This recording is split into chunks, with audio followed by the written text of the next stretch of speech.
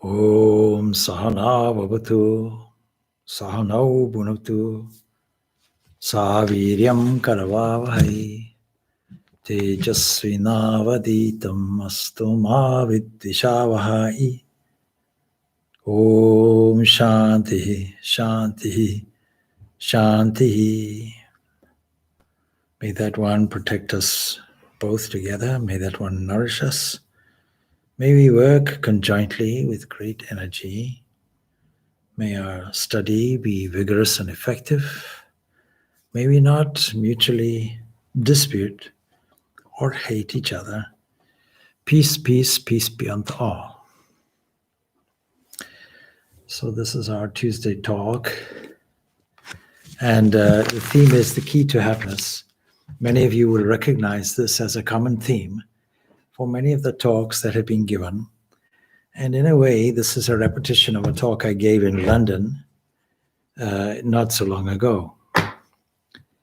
I suppose it seems to be a universal topic because among the many impulses that anybody has, one important urge is there for happiness. And we find in all of the scriptures this emphasis in the language of na shochati, not grieving.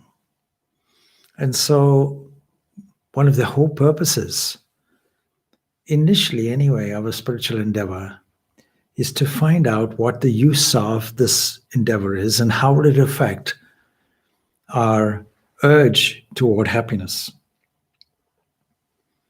And no one consciously invites misery to themselves. People can want various things. They can want power, they can want wisdom, but primarily we all want happiness. Undying happiness. And so when we look at this, the reason why we want it is we don't have it. And how to get it. Now, there's an important passage because we were studying Katha Upanishad last week. We can continue on that theme. And so I'm going to take up this Katha Upanishad. It is the second chapter. It is the third section and the sixth stanza. And it goes like this.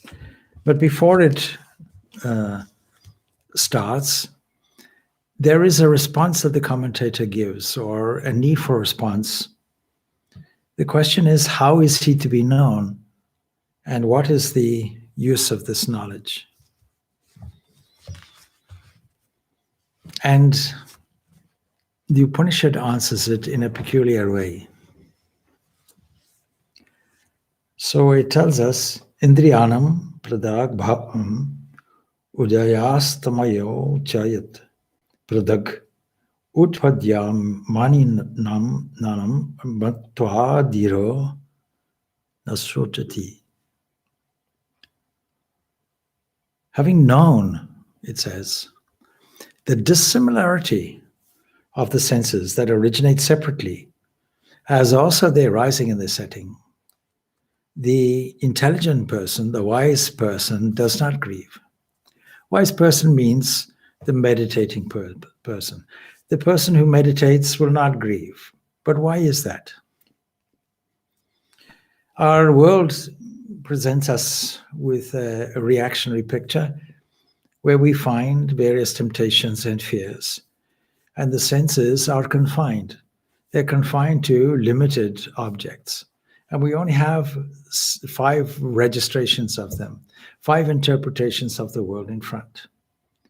These 5 sense organs are there, and if we had many more, the world would look different. And if we had less, it would look different as well. These are not standard organs. So what we see provides us with some impressions and necessarily some interpretations. And our whole modus operandi is to develop some kind of strategy that will sustain a kind of happiness for ourselves. But this passage is telling us something very profound. It is telling us that you won't find this happiness if you identify with the senses and the objects that you find. So the sense organs are there, the eyes, the ears, the nose, and so on. 5 of them, because they operate. We are aware of the world in front, and it is the world in front that gives us our difficulties. And we know, of course, at the back of our minds that this body will die one day. And we keep this mild awareness of this death in a fearful position. We keep it in the back of our minds. We keep it in a closet. We don't want to attend to it necessarily. And we can highlight it, of course, from time to time, because somebody we know falls sick. The body is extremely vulnerable, particularly now with the COVID virus. And then we can see how people die.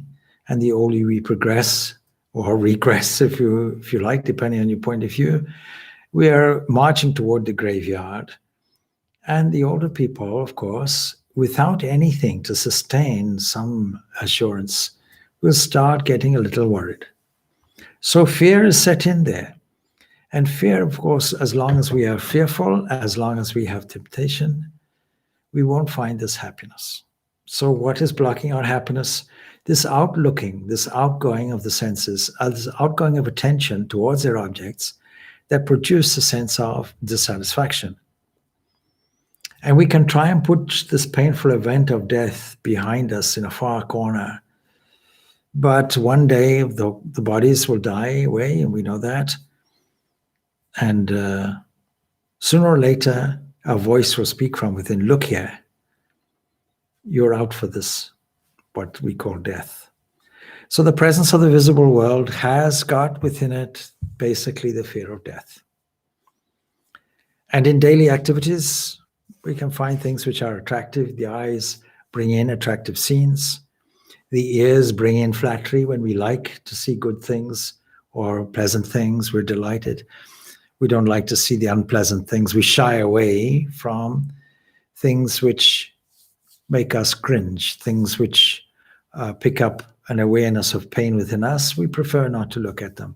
In a sense, we all bury our heads in the sand, not wanting to look at the most unpleasant things and sides of life. And there are many things to see.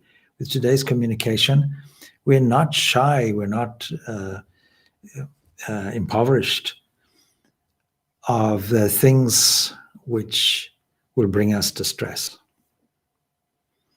So we want the beautiful pictures that the eyes brings, and we want the beautiful praise that the ears brings. We don't want anything other than flattery. And this, of course, creates difficulties for us.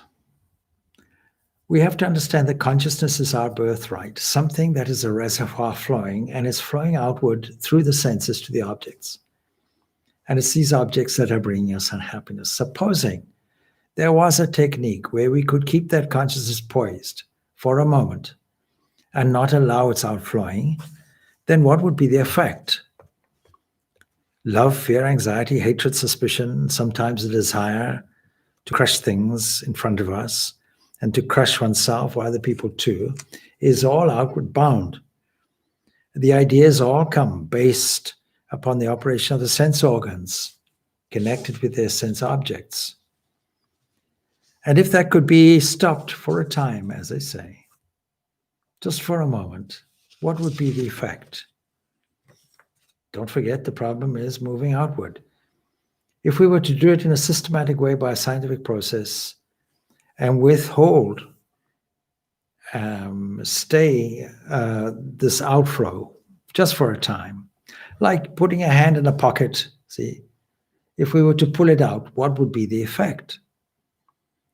If the attention were withdrawn from the outside world and employed somewhere else into something which is steady, something which is permanent, something then which we don't have to adjust, something that we don't have to criticize, something that we don't have to change. Supposing that were to happen, something that is already inside us, something that is already available to us, if that could be done, then na sochati, this sorrow would go. So the qualification is given on the sense organs. And having known, says the passage, the dissimilarity of the senses, such as the ear that originates separately.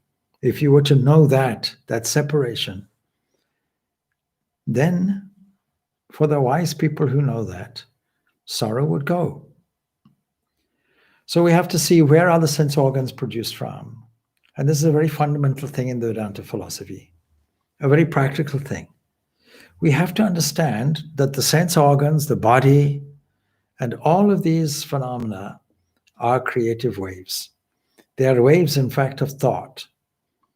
And thought has inherently got inside it certain powers which manifest themselves as the scenes in front. This same power, when we analyze it very carefully, it will show that it contains various elements, 5 of them. And that is very clear if we study certain passages from the Taittiriya Upanishad also. And in the Vedantic studies, these things, these 5 creative, graceful forces have to be understood and appreciated, because it allows us to give or to embark on a journey from the outside to the inside. And when we do that, every level that we do it becomes closer to the origin, the ground of our being, and pulls us away from the external world that is giving us these difficulties. Now you may ask, is that not also a kind of burying one's head in the sand, a denial of our so-called interpretation of reality in front? No. Because once you know something, then you can go back to that with a fresh set of eyes. You can look at the world in a different way and relate to it in a different way, and you can internally be joyful and happy. So what is our understanding of these 5 elements? Of course, these 5 characteristics are there in front, but there may be many more, because I don't have standard sense organs. To us, the universe is an area of sounds. As far as we can analyze, we find out sound waves are there. And sound waves are the most fundamental of all the waves in the universe. Bear in mind that what we call the skin and the ear and the eye and the internal organs and so on and so forth are all made from these same waves. It just doesn't look like that to us. If we were to be convinced of this and then go back in a kind of involutionary movement to the source, we would find it to be the source of happiness. We would find it to be the key to happiness. So where did these vibrations start from? They're carried by the nerves. When we have impressions, they're carried by the nerves and they get coded in the brain. And if the brain center can be, paralyzed for a while or something like that, the sound waves may be there, but we can't register them. Something else is necessary. Consciousness is necessary, and attention is there, necessary. And the external organs of the body, connected with the human body, when these now just shut down, then what happens? Does our world finish? No, our world doesn't finish, because internally there are the organs of sight and hearing and touch and taste and so on and so forth already living. It is the instruments which are internal, and they become a part of the mind. All the external organs made from these creative waves, when they leave us, we call this sleep. And we go into another dimension. So when they are separately produced from the basic energy, God's will or creative power, whose first wave system will bifurcate into these various things, flows in 2 directions. One goes to produce sound waves on the one side, and one goes to produce a matching movement, all the instruments that will catch it and then interpret them in the brain center. So far, so good. And there are different ranges of sound waves. Our ears can only catch some of them, but other animals may be able to catch other kinds of waves. They may be able to catch ultrasonic or supersonic. The eyes may not be able to catch infrared, ultraviolet. These wave systems and the range that we can pick them up on is quite limited. But they are separately produced to suit separate creatures. And in the same creature, registered in separate ranges of vibration from their sources. So the first primordial wave system that we have, we call Akasha. Akasha is that wave system of God's grace, which produces these two movements. Primarily to produce sounds, varieties of sounds, and progressively with a matching movement to produce the ear organs as well as all attachments to the ear, which make those creatures register all these different sounds. And then the next faculty is there, slowly unfolded, we can say, is Vayu. Technically, that's what it means. Of course, unfortunately translated as air, but something that penetrates everywhere, something that impinges on its receptive faculty called the skin. We are sensitive to that. That's the wave system which is there. And then things which are objectionable to our smell and taste, that goes forward. Things which are full of color and form. And then ultimately things which smell. And our smell is not the same as other creatures' smell. These are not standard organs. So when you look at an object or look at the body, which is also an object, if you know it properly and make the proper analysis, of course, our first analysis, what is it that we see? 5 areas of perception. But what is behind them is our next movement. Progressively, we can reduce one at a time. Smell alone is seen. Smell alone is caught by the nostrils. Behind that is the taste. And smell is eliminated. Then 4 other qualities are there behind it, inherent. Taste is seen and the taste buds are there. And then take that quality out and you find the basic quality there. Colors and eyes are found. Take off that basic quality. And then you have this sense of this all-pervasive sense. Take off that quality with all skins. Take off that quality. And you have with all ears and sounds. Take off that quality. And what will you have? God's creative purpose. God's creative will. That from which all of these are produced. Now, supposing we were able to make that kind of movement and rehearse it 100,000 times, millions of times. Any child could do it. Any child can know 12 times 12, 12 12s, 144. Any child can learn that by rote learning.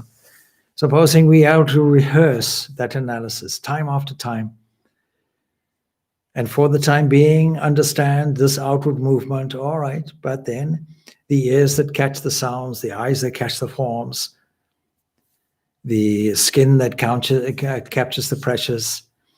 But what are they? Wave systems. And these wave systems are derived from more subtle wave systems, and so it goes on till the most fundamental one, Akasha, is there. And where does that come from? This creative will, this cosmic mind. And so the text will say, their nature of being essentially dissimilar to the nature of the self, that is extremely pure, absolute in consciousness alone. Let's take the actual text here and go back to this. So it is useful to pick up the commentary on this, the Katha Upanishad.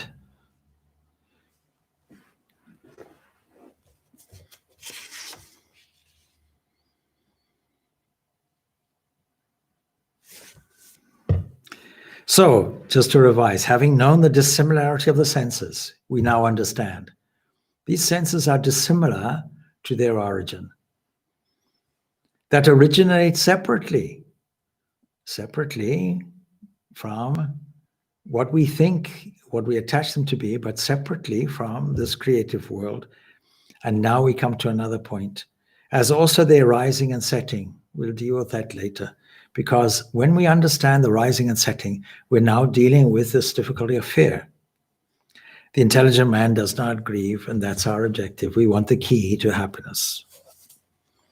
So the commentator says, Indriyanam and so on, that are separately produced from their sources for the purpose of what? Of perceiving their own respective objects. Knowing through discrimination their difference, their nature of being essentially dissimilar. Dissimilar to what? Dissimilar to the nature of the foundation from which it all comes. This we can call self. But when we say self, we understand this is the most subtle area within. And that self doesn't go anywhere, doesn't change. It remains stable.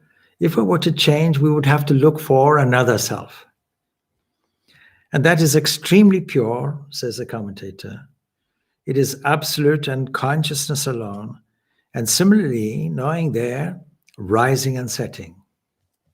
So let us now think, what do we mean by the rising and setting? See, similarly knowing their rising and setting, that is creation and dissolution. Now here the Vedantic system comes in relation to waking and sleeping states.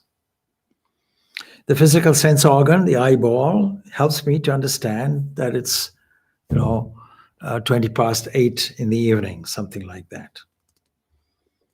But when you look at the clock, you know it because the eyes are functioning. But when you dream, the physical eye is gone, and yet the inner eye opens up. All that's happening is one layer has been shut down. That is, it has set, like the sun setting. It has gone down. But not all the senses have gone down. The senses are remaining alive, and they're distributing themselves in different activities that we call dream. It's the internal eye coordinated with the external eye and directed towards the clock, that I see the clock in what we may term a waking condition. A waking condition means when all the senses are operating, physically operating. But the internal thing is always looking. The internal eye of perception, it always remains. It doesn't matter if the external organ went down and set. It is as if the internal organs had a rising of their own, but that wasn't the case. They were always there. It's just that the external organs set. And then that scene kept. If the physical eye is dropped, as I say, something else can be seen internally. And when you dream, you hardly notice the difference, because all that happened was the external shutters went down. Here in the Nivedita House, we have a number of shutters on the external side of the building. At a certain time of the evening, we close them. And in the morning, we open them. That doesn't mean to say we can't see. Internally, we can see perfectly well. So the physical object glides away like water from a duck's back. But the perceiving instrument, it continues. It continues vibrating. So we hardly notice when the dream takes over. The physical body itself drops, and the internal world remains. It's not that the internal world comes onto the scene, it just remains. That means we are still living in the mind. We are still living mentally. Physically gone, still living mentally. And it means living, really. And that is the real life. Only the external thing through which we look is just dropped off. And like a person looking through a telescope, we put the telescope to one side. It's taken off. But we still see. So the person feels himself coherent, just even when the telescope is gone. And when the person's physical telescope, that is the body, also goes, we still are able to see. And we hardly understand and notice the difference. It's exactly like gliding into a dream. That kind of impression is there. Now, the daily dream, of course, is a foretaste of what will happen, what we call death. And when we understand this, the greatest fear that is preventing our happiness is gone. Of course, it can remain even in a dream, but dream is not the only thing that is there. And all the most horrendous mythological creatures that can attack us possibly in a dream, nothing like that could never happen once the body is gone. So we can have all kinds of monsters in our dream and still awaken to a kind of reality that says, oh, this is a passing thing. It was simply a series of events that happened internally, and because they come and go, and because we can register them as it was a dream, we don't feel any effects about it. So there's a natural, coherent, unified state also, where consciousness is not bifurcated. When there are no two, there's no bifurcation into form or object, no bifurcation into nose and smell, no bifurcation of waves anywhere, no waves at all. Because the object in front and the organs, they catch all those things. But this bifurcation didn't take place in this state of unification. Like hands clasped, one side is the sound, the other side is the organ, held together. And this we call deep sleep or dreamless sleep. There's no fear, there's no temptation, and yet there's a feeling of peaceful bliss. And so is this a more coherent state, a unified state? Are we now closer to God? Evaluated from our normal position where we are accustomed to divisions, accustomed to identifications and pigeonholing, accustomed to understanding that I'm standing here with a body and mind, a jumping mind and a vulnerable body, and people are there on the other side of my situation, my daily scenario, and they're criticizing me and they're attacking me, and I have to hold my own. I have to make friends, or I have to combat enemies in this small sphere that I call my world. I can't understand that there is another world where there's a unification and none of these things exist. And from our waking state, we dismiss it as a blank. But is it a blank? So this coherent condition, where all future things, which could be exhibited separately, are kept potentially in a kind of emulsified form, which you can take as infinite number of wakings and dreams. The coherent abode is described as abode, where there are millions of possibilities, countless possibilities, an area of potentiality. If we can deliberately cultivate that, what would happen? Would be in a state of happiness. If we can arrive at a position which is a kind of potential storehouse, and we can tap into it, and from that creative area, make what we want, where the creator sits, creating, as it were, or in potentiality, just waiting, pausing. Of course, the waking person causes sleep. But the philosopher says, no, this is God sitting here. And from where do the sense organs, the objects start? They start from what we call asleep. It's God standing there. When God experiences,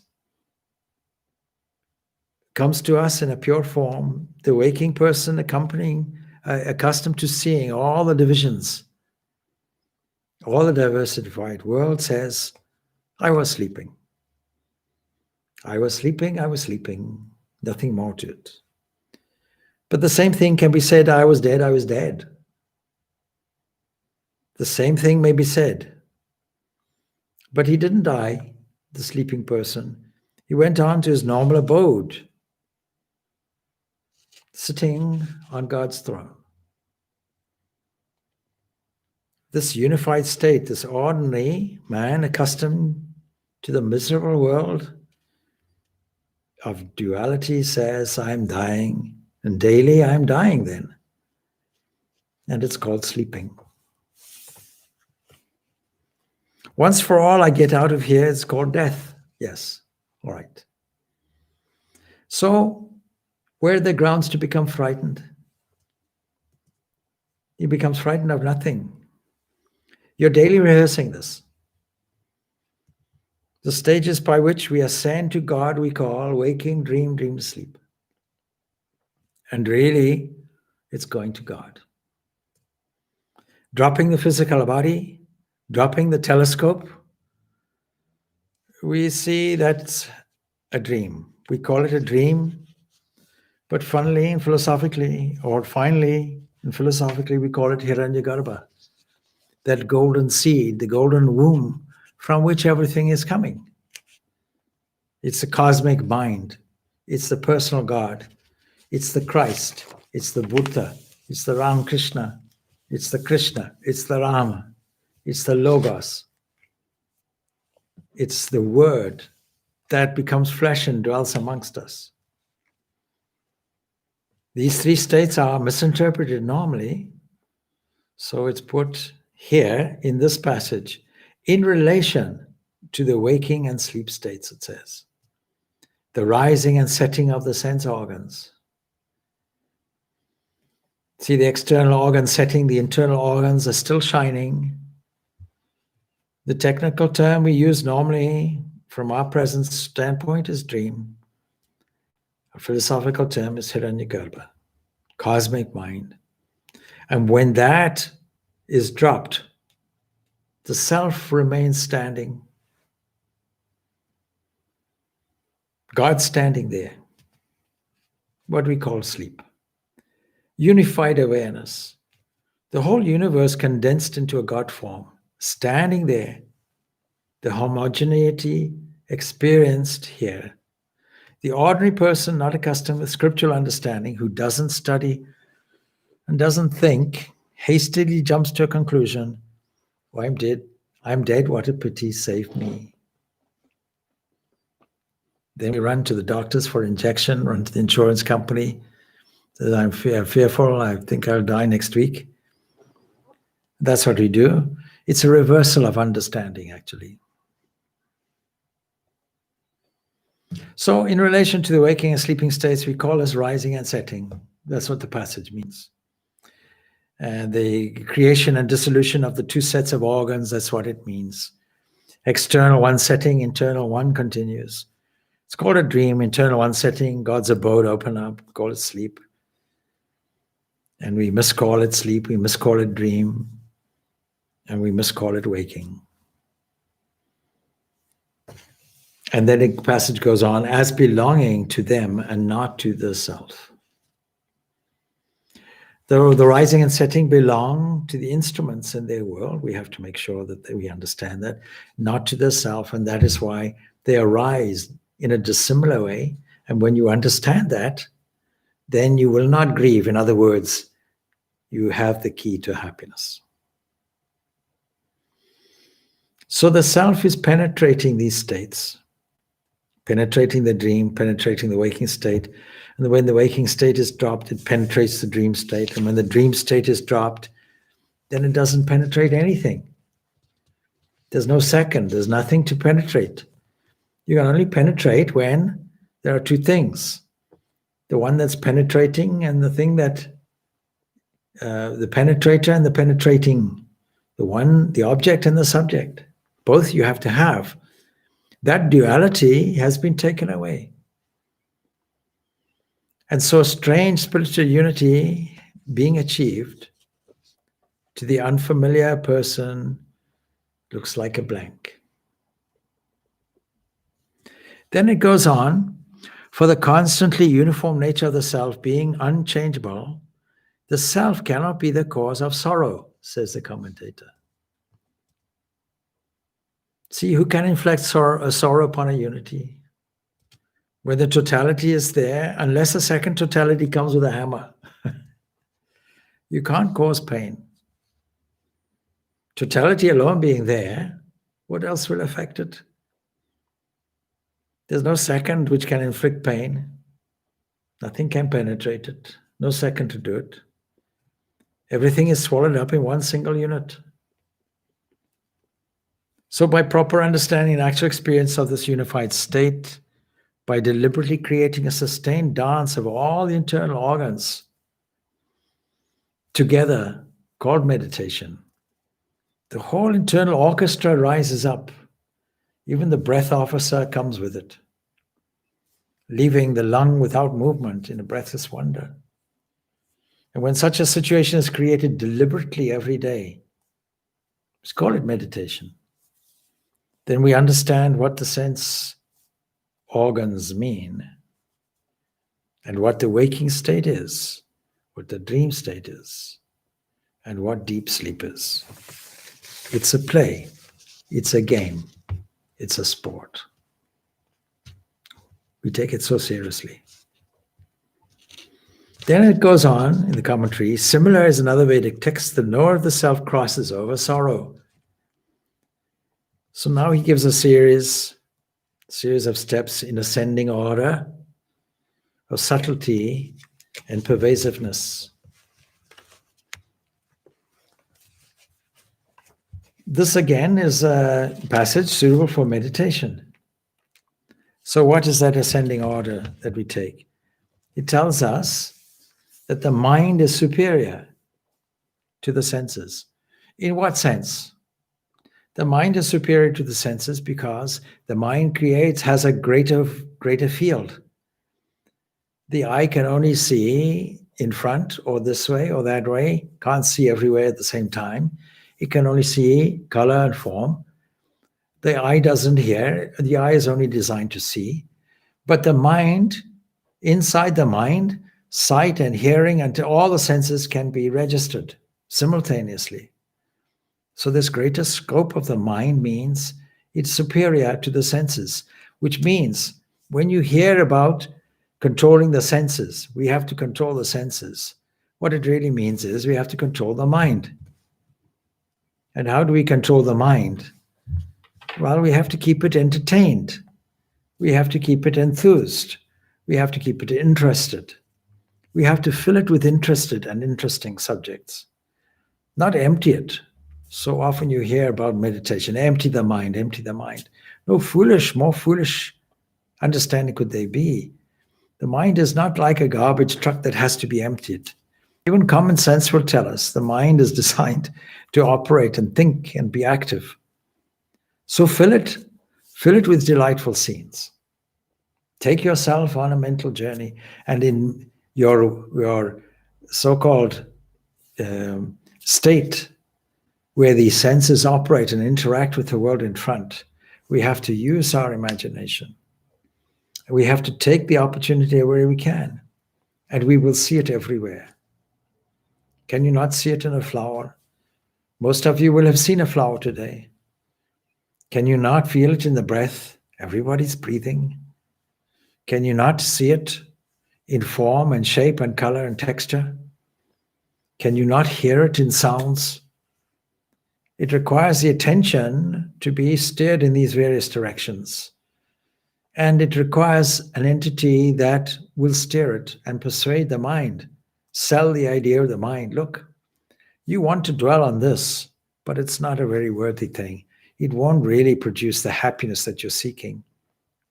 But if you go in this way, it will produce it. A kind uncle looking over, making a direction, not forcing, but persuading. Come on, fill your mind with something interesting, something good, something beautiful. Why do you want to escape these opportunities that are presented to you on a second-by-second basis? So that is how we control the senses. We control the senses by controlling the mind. The mind is the queen bee of the senses, and where the mind goes, the senses are going to go. But superior to the mind is what is called Mahat, is the intellect. Superior, the mind is superior to the senses. The intellect is superior to the mind because the intellect needs to make a direction. The intellect needs to take charge, and it needs to stand back and evaluate. I see your tendencies to go this way. I understand why you want to go this way. The mind is attracted to many things. But is it really a good investment? Why don't you try this path? This path is enduring. This path is noble. This path will benefit everybody, including you. And this thought, which has the capacity, has the power within it, the creative power within it, to deliver the world in front, then why don't you move along this line? So in this way, the mind, the intellect, will persuade the mind, and therefore purifying the intellect is the key. When you purify the intellect, you control the intellect, you control the mind. When you control the mind, you control the senses. And so, if you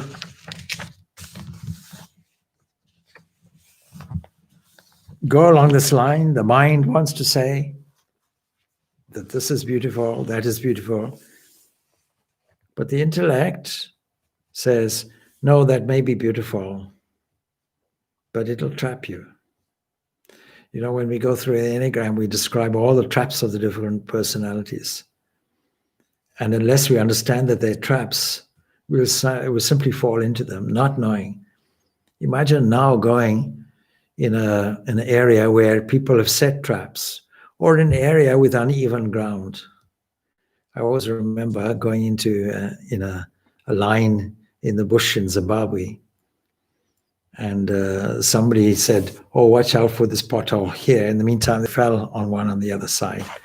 We need to watch out for these traps. There needs to be some entity that stands apart and in a distinctive way acts as an executive officer.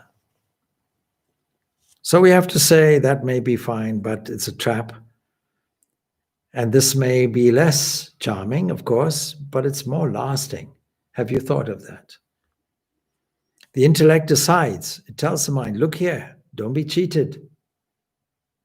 This is more valuable for you. Go along this line. The intellect can go on deciding what is our real benefit, because it's the benefit for the benefit of everybody. But the intellect can also not do its job. And then there's no control anywhere. So we can re-educate the mental field.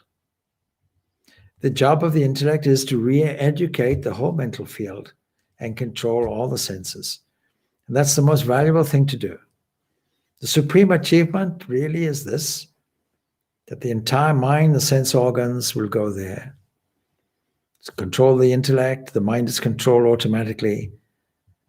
And it's to do with pervasiveness. The intellect is pervading the mind is pervading the senses are pervading the objects. That is the order of it.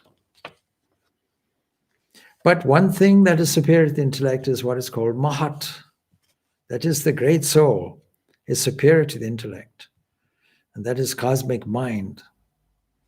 You think of cosmic mind, then the intellects, not only our intellect, but all intellects are covered. Everybody's intellect will go there. So cosmic mind will control everything. Now we can understand the practical dimension of devotion, because cosmic mind is really Hiranyagarbha, is Brahma of the Puranas, is Jesus of the Christians, is Buddha of the Buddhists, it's Bodhisattva of the Northern Buddhists. And these are the technical terms corresponding to it. So the Mahat, the great soul, is superior to the intellect. The unmanifest, again, is superior to Mahat.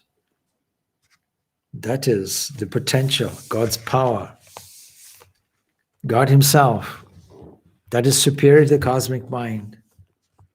See, in Indian mythology, actually, Brahma in the Puranas is a kind of officer.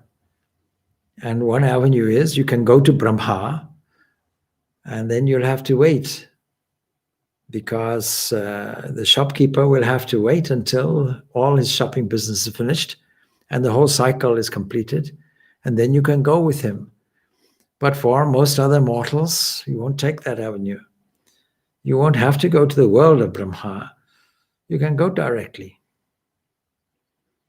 And so you can do that through these various practices, devotion, in any event, purifying and controlling the intellect, but stepping back to understand all intellects merge into this one Mahat, this one cosmic mind. You think you have a mind? It's a mistake. It is all one cosmic mind, a kind of solipsism, if you will. So the unmanifest is superior to the Mahat. Now there's a commentary that goes with this in the text. The sense objects belong to the same class as they do with the senses. That is the same fundamental elements, what we were describing previously as tanmatras. They produce both these things. The rose flower is made, and the nose that smells it is made by the same tanmatras, the same subtle elements. And these are God's grace. So the commentary says they are understood to be enumerated by the mention of the senses. See, when you say the senses and when you say the sense objects, they're also, both are mentioned. They actually belong to the same class. They are manifestations of the same thing. And then superior to the unmanifested, says the Upanishad, is the supreme Purusha. Purusha means a person, and who is pervasive and is indeed without worldly attributes. And knowing whom, a person becomes freed and attains immortality. Where's the fear of death in it? Nothing. So let us see. Superior to the unmanifested is the supreme Purusha, and this we can call God or Brahman or the Self. He is infinite, full. He doesn't go down, doesn't increase, doesn't decrease. He is full, Purna. Or we can say Pureshete. That is in everybody's heart, in every creature's heart. Present is the kingdom of heaven within. The Sanskrit term Purusha, Purusheti, Purnatva, Purushaha, all is translated as person. But here it is put, Purusha itself, who is pervasive, it says. So it's pervading everywhere. There's not a corner where it is not. And it's not that it moves into that position. It just stands there. See, don't forget, when the senses go down, the internal senses just stand there. And when those senses go down, the potentiality stands there. And when the potentiality goes down or is observed, it is called Purusha, and that has always stood there. So catching hold of God in the proper way, everything is pervaded and got here now at the proper time. At the time of understanding it is the proper time. And there's no waiting. You don't have to go to Brahma's waiting room. You can get it here. You can get it now. So the text goes, and is indeed without worldly attributes. See, there's no sign by which we can find it out. It's homogeneous. And it's unified. And there's no possibility of detecting a small tremor inside it. Time doesn't make a change in it. You see, we evaluate time and space as different. We don't see things as a space-time continuum. And the space-time is a framework that this entity makes in order to manifest in increasing areas of grossness and subtlety. It's a framework. The cosmic being, the God, the creator, produced a stage for his drama. And this framework of time and space, this stage of space and time, is the stage for the energies play. And when we say the sign or symbol linga, it doesn't mean, it just means it's a sign. A linga means there's no sign of it. So linga, linginyaya in Sanskrit is a relationship between a sign and the thing that is signified.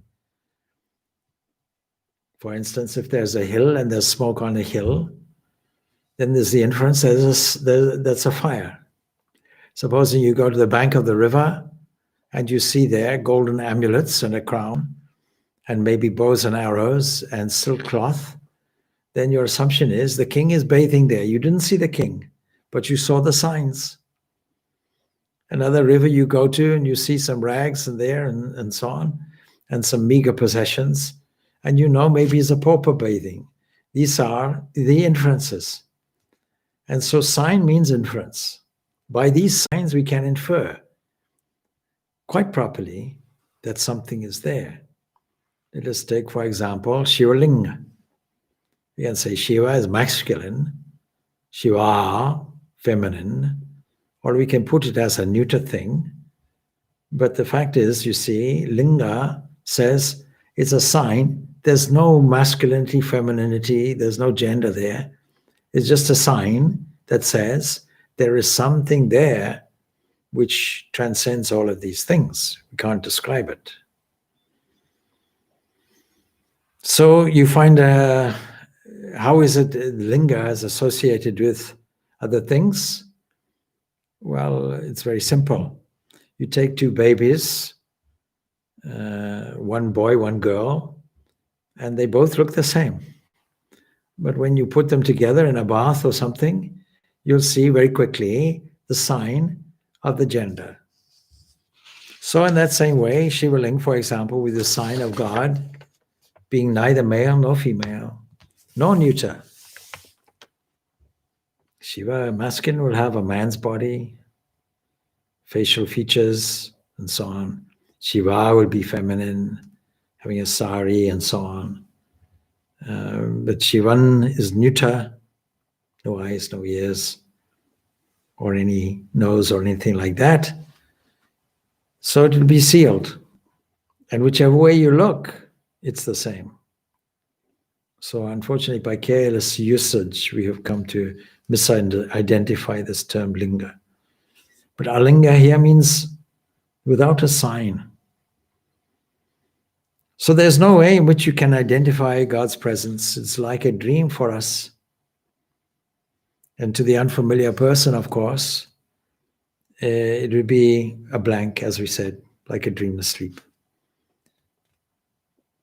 The ordinary man, of course, puts a premium on the waking state, thinking that it is his only world, and a little less on the dream, and much less on a dreamless sleep, dreamless world.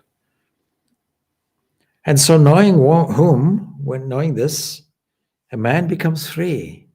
Man becomes free when the body dies, if he knows this. And he gets total immortality. God's presence cannot be detected by anything which is visible. There's no sense organ can have access. Nobody can see him with the eyes. So how do we find it out? So the next passage tells us, his form does not exist within the range of vision. Nobody sees him with the eye. And when the self is revealed through deliberation, it is realized by the intellect, the ruler of the mind, that resides in the heart. And those who know this become immortal. So the commentary says, his form does not exist within the range of vision. Nobody sees him, not with the eye, for any sense organ. When this self is revealed through deliberation, through moving the thought current in the right direction, not by stopping the thought. It's not right to stop the thought with a monotonous humming. Those people who advocate that didn't study or understand the scriptures properly, or didn't just apply common sense. The mind is not designed like that. Who are we to cork thought in? It must be employed. It must be made to flow. And it must be, the only thing is, it must be made to flow in the right direction. So it must be employed in this way. And people unaccustomed with scripture will interpret it in a different way. And so you get many different interpretations about it. We are about to embark next weekend on a meditation workshop. And I deliberately call it the game of guiding thought, to avoid this myth that you have to empty the mind. So often you hear the idea, oh, I can't meditate. I can't empty the mind. I find it difficult to empty the mind. Yes, of course you find it difficult. The mind is not supposed to be empty. Who told you the mind was supposed to be empty? And then they might quote a book or a source somewhere, but it's wrong. So it's just to clean the mind, clean the intellect. That's all we need to do. It needs to be clarified. It needs to be polished highly. This is all our spiritual practice and endeavor. And by the thought process and the intellect being put together into another operation of polishing until crystal clear, reflecting the surface, is created. The sense organs, the body, the world will all stand reflecting God's glory. But then the text goes on, when the five senses of knowledge come to rest together, the mind and the intellect too does not function. That state we call the highest, because we've arrived on the permanent platform that we call God, the homogeneous principle out of which all these wave systems are coming. Now look here, waves have a little t, we can say here. It's resting time, but underneath you is all quiet. It's all quiescent. You can say, come on, senses, sit here for a while and let us enjoy just this absolute stillness. You can go on a flight later, but for the time being, let us now merge into this stillness, this oneness, where nothing happens, no waves are there. So the intellect at that point doesn't function at all. Does that mean to say that we relinquish our part? The Swami no longer becomes the Swami? No, because having understood that fully, we can go back and play our part. We don't lose our role. No more than a Shakespearean actor loses his identity when he plays the role of Hamlet, and then he can play a separate role the following night. He can play Macbeth. He can play a male, he can play a female. He can dress like a female and just change his voice a little bit. Many roles he can play. You take all the famous actors on the film or stage, they don't play just one part. Their skill is that they will play many different parts. That's their skill. But nowhere do they lose their identity. They always know who they are. So making all sense organs along with their portfolios and the mind and the intellect settle down, totally convinced is the sum total of the ocean of awareness. And then 11 goes on to say this, they consider that keeping of the senses steady as yoga, one becomes vigilant at that time, for yoga is subject to growth and decay. And we have to point out a definition of yoga. If you recall, when we studied the Bhagavad Gita, the 6th chapter was telling us a curious definition of yoga. It was telling us, tam vijat dukasam yoga, yoga viyam. Yoga samyitam. Let this severance from the connection with pain be known by the name of yoga. What a curious definition. Yoga we think as a joining thing, but this is telling us actually it is viyoga. It is a separation from the sense of connection with pain. When you are able to separate this, won't you be happy? Won't you get your happiness? Won't this be the key to happiness? But this yoga should be practiced, of course, with great perseverance, with great control of the mind, that is control of the intellect. They consider the keeping of the senses steady as yoga, says the commentary. One becomes vigilant at that time. One should become, of course, vigilant. It's no good telling me that you have practiced yoga in your many years ago, that you went off to the Himalayas and you did extreme tapasya, so you're okay. No, it requires vigilance, because that will all go if you leave your control off. There's no holiday for this yoga. 24 hours of the day, you have to practice it. You can't leave it. You can't say, you have lost your yoga, my dear friend. You have to point it out. You have to pick it up again. Pick it up again. As soon as you take a holiday for it, all your gains are lost. Keep it going until it becomes constant, and it becomes habitual. See, about yoga, there's a statement made, joining. But that's the real meaning of yoga, of course. But philosophically, it's not, in reality, it's a disjunction. It's a separation. It's just for convenience terms, it's called technically yoga, a joining. Now, I'll finish off with a very useful passage here from the Bhagavatam. And it says, that alone is the real faculty of speech, it says, which is used for reciting the Lord's glorious attributes and his glories. Those alone are real hands which are used for the service of the Lord.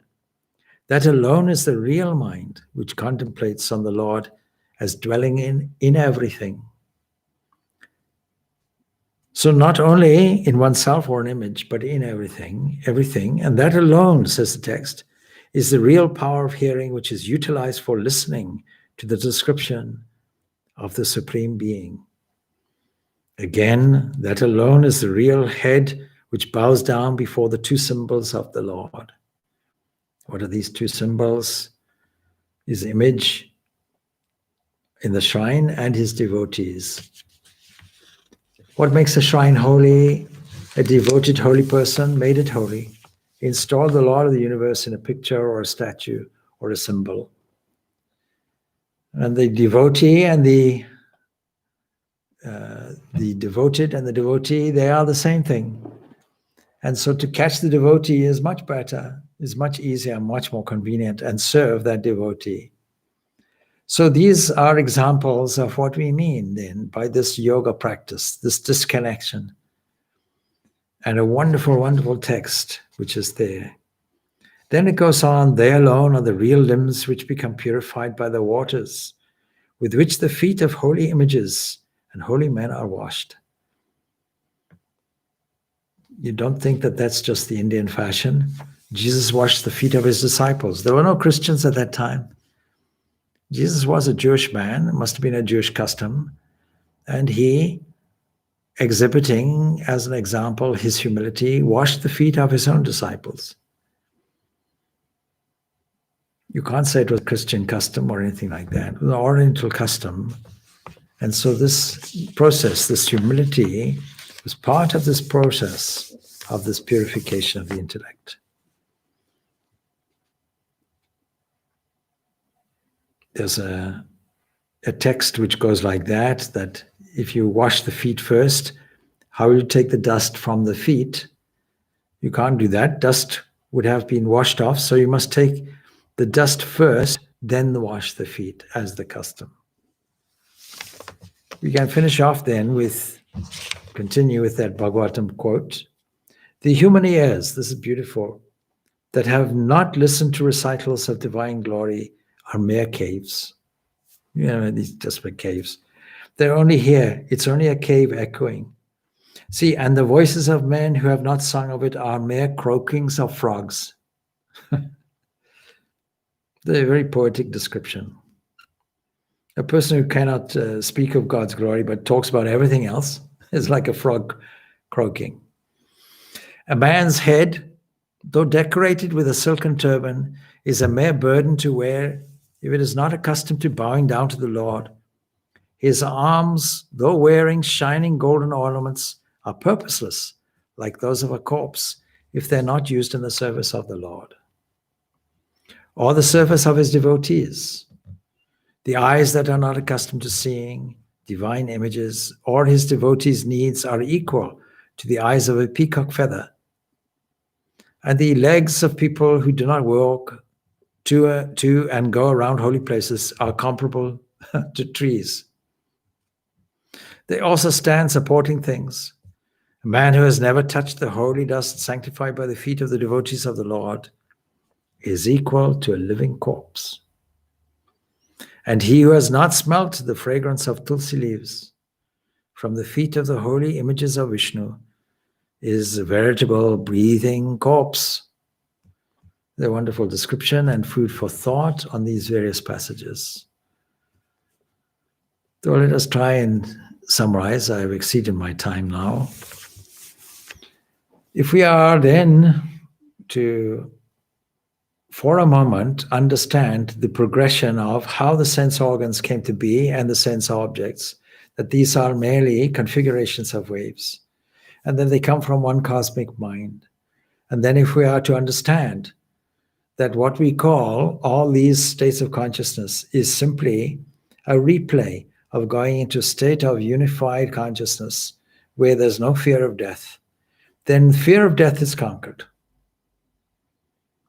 And we also have a thorough understanding, because we see the dissimilarity of the senses with that entity which is the source, by making a backward movement back to the source. You know, a very wonderful way of looking at this and thinking of this is the yantra, the Sri Yantra diagram, where we see these multiple interlocking triangles and a bindu in the center. And we can choose either to go through all this network, we can call this time and space and all these configurations and these subtle waves, and go back. Triangles, of course, represent dimension. They represent 3 dimensions. They represent the height, the depth, and the width, this 3-dimensional world that we live in. But the whole framework is a dynamic moving thing. It's not a static thing. And therefore, time is also there. And we can go back to the source, and then we can come back again. Now, when we do this repeatedly and understand this process, going through all these waves, millions and millions of times, rehearse it millions and millions of times, make it your second nature. When you see something, immediately translate it into their diverse components and back to the one source. Then we will find that the question of being unhappy does not arise, because a proper valuation has taken place. And then the fear of death is gone when we understand this statement about the rising and the falling, or the setting, the rising and setting of the senses. We finish this off then. Om Shanti, Shanti, Shanti. Peace, peace, peace be unto all.